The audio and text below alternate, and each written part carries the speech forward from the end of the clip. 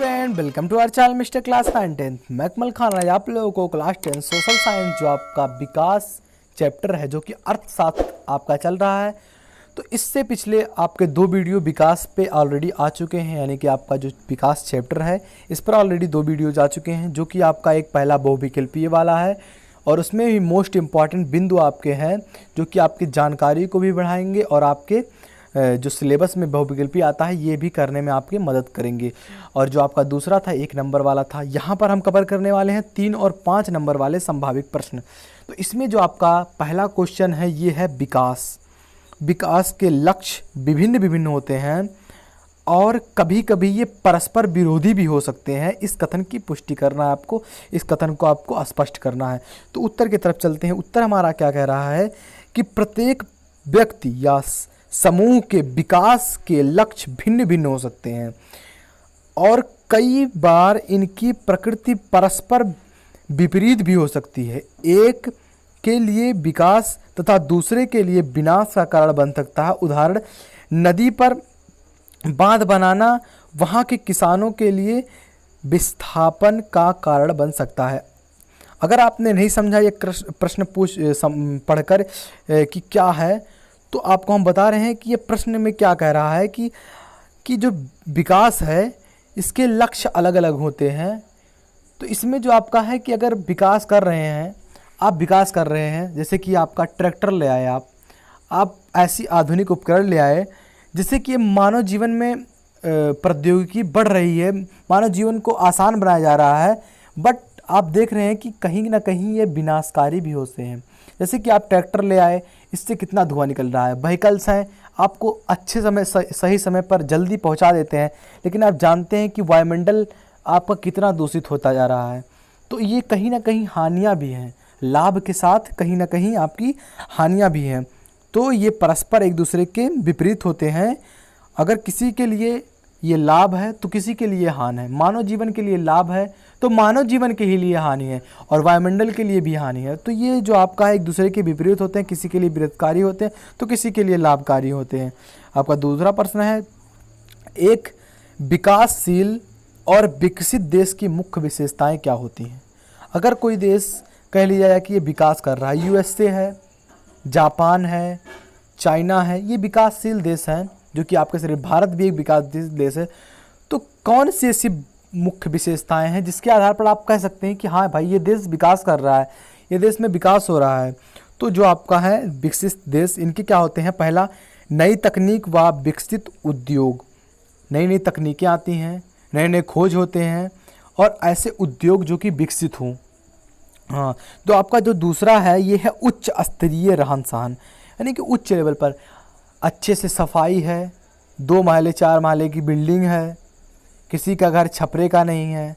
तो ये जो उच्च स्तरीय रहन सहन है ये आपकी कहीं ना कहीं एक विकसितशील देश को विकसितशील देश बनाने में आपकी ये महत्वपूर्ण भूमिका निभाती है। उच्च जो आपका तीसरा है, उच्च प्रति व्यक्ति आय। मैंने कहा आपसे कि अगर एक व्यक्ति की प्रति व्यक्ति आय ज़्यादा होगी, एक व्यक्ति की आय ज़्यादा होगी तो वो पूरे देश के प्रति व्यक्ति आय को, सकल घरेलू उत्पाद को, जीडीपी को बढ़ाएगा। तो इससे भी आपके देश की विकास होती है, जीडीपी से भी। तो आपका साक्षरता दर, ये इसका मतलब क्या है कि कितने पढ़े लिखे लोग हैं देश में। अगर आपका देश शिक्षित देश है, जैसे कि आपका एग्जाम्पल थ्रू आपके भारत में ही केरल सबसे ज़्यादा शिक्षित देशों में, शिक्षित प्रदेशों में माना जाता है, जो कि आपके पूरे देश में जितने भी हैं 29 राज्य 30 राज्य, इनमें से आपके सबसे विकसित और सबसे यहाँ के लगभग 90% लोग शिक्षित हैं, जिससे कि आपका विकासशील प्रदेश माना जाता है। इसी तरीके से आपका ये विकासशील देश माना जाता है अगर आप पे साक्षरता दर अधिक है। अब देखिए जो आपका 5वां है, लोगों की व्यावसायिक स्थिति बेहतर। क्या, जन्म मृत्यु दर पर नियंत्रण। अगर आपके देश में जगह जगह पर हॉस्पिटल हैं, जगह जगह पर ऐसी सुविधाएं, हॉस्पिटल में ऐसी सुविधाएं हैं कि आप लेकर, आपका तबीयत खराब हुआ, आप लेकर चले गए, बच गए। और यहाँ पर है 5 किलोमीटर 10 किलोमीटर पर कोई हॉस्पिटल ही नहीं है। गए, जो कि देश के भविष्य हैं, अभी छोटे हैं, देश के भविष्य हैं, ये आगे चलकर देश के भविष्य बनेंगे, वही मर जा रहे हैं। वो कोई बड़ा होकर अब्दुल कलाम बनता तो कोई बड़ा होकर आइंस्टीन बनता, मर जा रहे हैं पहले ही। क्यों? क्योंकि सुविधा नहीं मिल पाई, जगह जगह हॉस्पिटल नहीं है। तो ये कहीं ना कहीं एक कारण है कि हमारा देश विकास नहीं कर पा रहा है, क्योंकि यहाँ पर इतने ज़्यादा हॉस्पिटल हैं। जो आपके सिटी है वहाँ तो है, गांव में आपके लगभग 50 से 70% यहाँ पर गांव हैं, और गांव में आप देखते हैं कि कितने कितने दूर पर आपका हॉस्पिटल नहीं है, कितने बच्चे मर जा रहे हैं, यहाँ जन्म मृत्यु दर इतनी अधिक है। तो ये भी एक कारण है देश का विकास ना होने का। तो ये जो आपका कुछ क्वेश्चन थे। अब देखिए विकसितशील देश में आप देखेंगे, यहाँ आपने देखा कि एक विकासशील देश, अब देखिए विकसित देश देखा आपने, अब विकासशील देखिए। अब तो औद्योगिक रूप से बिछड़े हुए, दूसरा आपका निम्न प्रति व्यक्ति आय, और तीसरा जो आपका है साक्षरता दर निम्न, और जो आपका चौथा है सामान्य रहन सहन, और आपका जो पांचवा है बेहतर स्वास्थ्य का अभाव। यही है जो टॉपिक थे, औद्योगिक, प्रति व्यक्ति आय, साक्षरता। तो इस तरह से आपका था। अब देखिए जो आपका तीसरा क्वेश्चन है ये है, आय के अतिरिक्त कौन से कारक हैं जो हमारे जीवन में महत्वपूर्ण भूमिका निभाती है। आप कहते होंगे कि पैसा ही सब कुछ है। No, money is something but not everything. तो ये जो आपका है उत्तर इसी पर है। क्या है? आय के अतिरिक्त बेहतर जीवन के लिए परिवार, रोजगार, मित्रता, सुरक्षा व समानता की भावना, शांतिपूर्ण माहौल आदि भी जरूरी है, क्योंकि मुद्रा केवल भौतिक वस्तुएं खरीदी जा सकती हैं। आपके पास अगर पैसा है तो आप कोई चीज़ को खरीद सकते हैं। क्या आपके पास पैसा है मित्र खरीद सकते हैं, सच्चे मित्र खरीद सकते हैं? नहीं। आपके पास पैसा है, आपके पास कोई परिवार नहीं है, तो क्या आप परिवार खरीद सकते हैं सच्चे? नहीं। सुरक्षा खरीद सकते हैं आप? नहीं। तो आपके पास पैसा है, लेकिन पैसा ही सब कुछ नहीं है। पैसा सब कुछ है, लेकिन सब कुछ नहीं है पैसा। तो ये जो है आपका, ये भी कहीं ना कहीं एक महत्वपूर्ण भूमिका निभाता है आपके देश अच्छे नागरिक के लिए। अब देखिए आपका जो चौथा है, आर्थिक विकास के लिए साक्षरता क्यों अनिवार्य है, स्पष्ट कीजिए। उत्तर जो आपका है, इसमें ज्ञान व दक्षता प्राप्त होती है, रोजगार का स्तर बढ़ता है। यानी कि आपके देश के लोग अगर शिक्षित हैं तो किस तरीके से देश की आर्थिक विकास होगी, देश की जीडीपी बढ़ेगी, देश के लोग शिक्षित हो अगर हैं तो देश को कैसे आगे बढ़ाया जाए, कैसे जागरूक लोगों को किया जाए। तो इसमें देखिए कह रहा है कि ज्ञान में अगर दक्षता प्राप्त होती है तो रोजगार का स्तर बढ़ता है, नई तकनीकों का प्रयोग, अगर आप पढ़े लिखे हैं तो नए नए खोज करेंगे, नए नए एक्सपेरिमेंट करेंगे, तो इसका स्तर, प्रयोग का स्तर बढ़ता है। लोगों में स्वास्थ्य, पर्यावरण आदि के प्रति जागरूकता बढ़ती है, नए नए उद्योग की स्थापना करने की क्षमता बढ़ती है। इस तरीके से आपका था। पांचवा है आपका, निम्नलिखित को स्पष्ट कीजिए। जो आपका पहला का है कि आपको पूछ लिया जाए कि शिशु मृत्यु दर ये क्या है। तो आपका जो है शिशु मृत्यु दर किसी वर्ष में पैदा हुए 1000 जीवित बच्चों में से 1 वर्ष की आयु में पूर्ण मरने वाले शिशुओं का अनुपात। यानी कि जो आपका शिशु मृत्यु दर है ये 1000, एक साल में 1000 जीवित बच्चों पर मरने वाले बच्चों की जो संख्या का अनुपात है ये आपका याद किया जाता है इससे शिशु मृत्यु दर। जो आपका है निकल उपस्थिति अनुपात, ये क्या है? निवल उपस्थिति अनुपात ये क्या है? निवल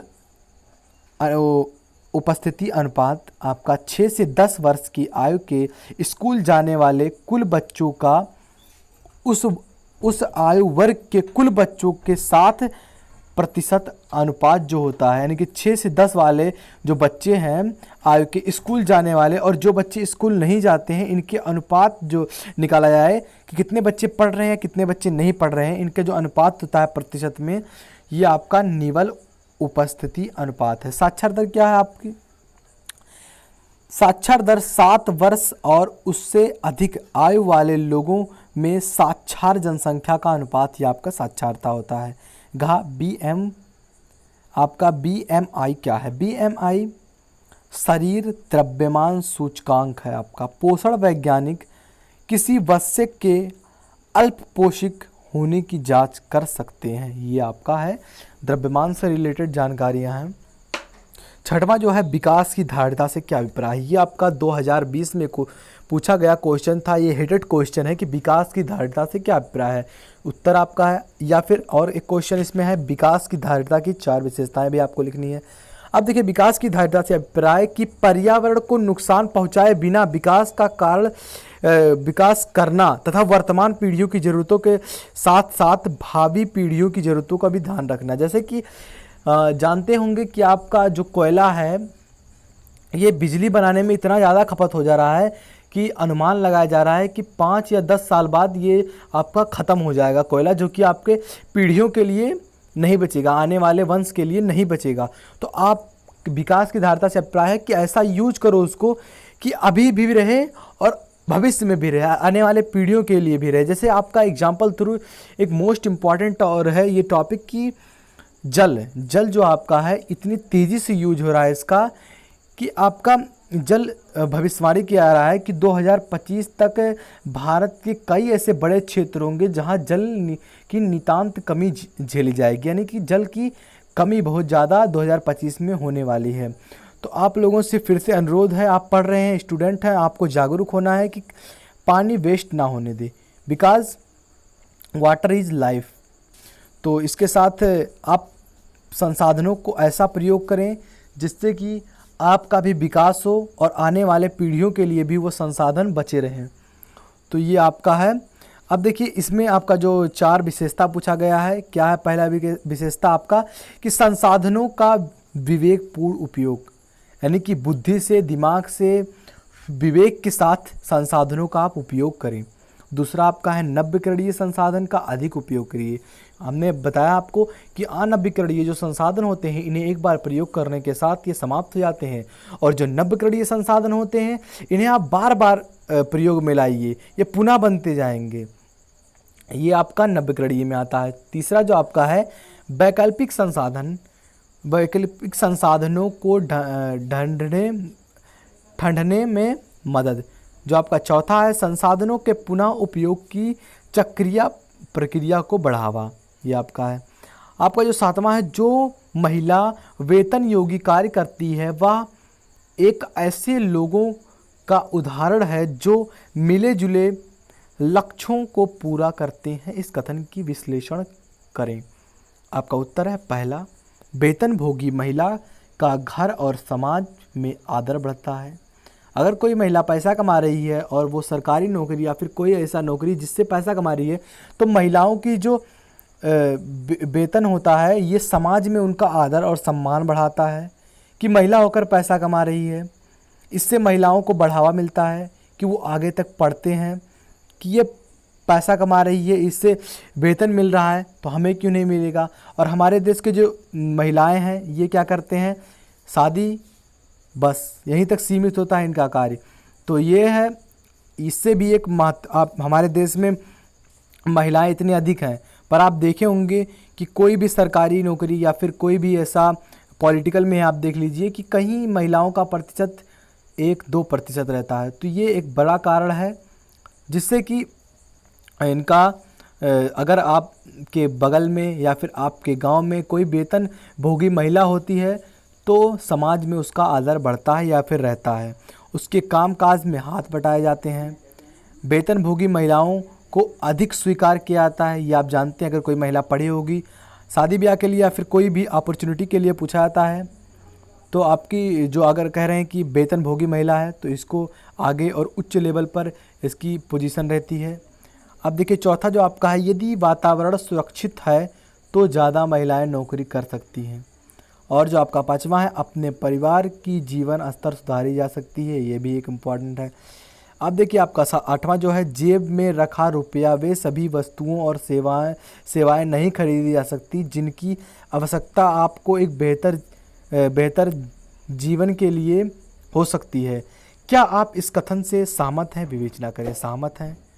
बिल्कुल आप सहमत हैं। अगर जेब में रुपया है तो सभी वस्तुएं नहीं खरीदी जा सकती, कुछ वस्तुएं खरीदी जा सकती हैं लेकिन सेवाएं और एक बेहतर ज़िंदगी नहीं खरीदी जा सकती है। तो और आपका जेब में रखा हुआ पैसा सब कुछ नहीं खरीदा जा सकता है, ये आपका पहला पॉइंट है। प्रदूषण मुक्त वातावरण नहीं खरीदा जा सकता। पैसे से आप क्या वातावरण को शुद्ध कर सकते हैं? नहीं। संक्रमण बीमारियों से नहीं बचा सकता है। आपके पास पैसा, कितने लोग के पास कितना पैसा है, लेकिन ये जो कोरोना का बीमारी है इसका दवा नहीं बना पा रहे हैं। कितने लोग के पास हज़ारों करोड़ों पैसा रहने के बावजूद भी मर जा रहे हैं। तो पैसा, money is not anything everything. अब है जो आपका कि अभौतिक वस्तुएं आदर, सम्मान, सुरक्षा, स्वतंत्रता आदि भी नहीं पा सकते। जीवन की खुशियां मुद्रा नहीं खरीद सकते। ये आपके थे दोस्तों 3 और 5 नंबर के क्वेश्चन जो कि आपके एग्ज़ाम में पूछे जाते हैं। ये एनसीईआरटी सिलेबस आपका है दोस्तों। अब इसके आगे हम दूसरा चैप्टर इसका विकास के बाद पढ़ने जा रहे हैं। जो आपका दूसरा चैप्टर होगा वो पढ़ेंगे दोस्तों। आशा करते हैं वीडियो पसंद आए होगी। यदि वीडियो पसंद आए तो लाइक करना, यदि आप हमारे चैनल पर नए आए तो प्लीज़ चैनल को सब्सक्राइब करिए, बेल आइकन को हिट करिए। मिलते हैं आपसे अगले वीडियो में, तब तक के लिए जय हिंद, जय भारत।